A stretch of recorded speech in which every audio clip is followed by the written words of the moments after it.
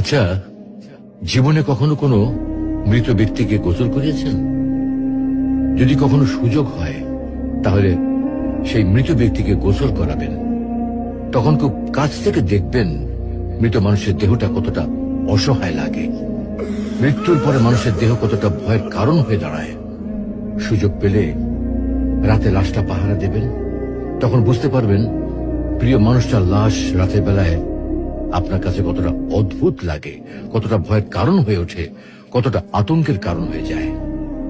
সুযোগ পেলে মৃত ব্যক্তির শরীরে একটু হাত লাগিয়ে কিছুক্ষণ তার স্পর্শ নেবেন।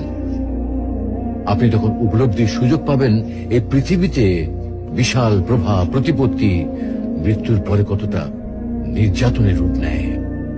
সুযোগ পেলে আপনজনদের লাশ কবরে নামাবেন খুব আগ্রহ নিয়ে। শেষবারের মতো মৃতদেহের মুখটি একবার দেখার চেষ্টা করবেন এবং বারবার উপলব্ধি করার চেষ্টা করবেন এই মৃতদের সাথে অনন্তকালের যাত্রার পথে এটাই আপনার জীবনের শেষ দেখা। সুযোগ পেলে মাঝে মধ্যে কবরস্থানে গিয়ে নীরবে কিছুক্ষণ দাঁড়াবেন।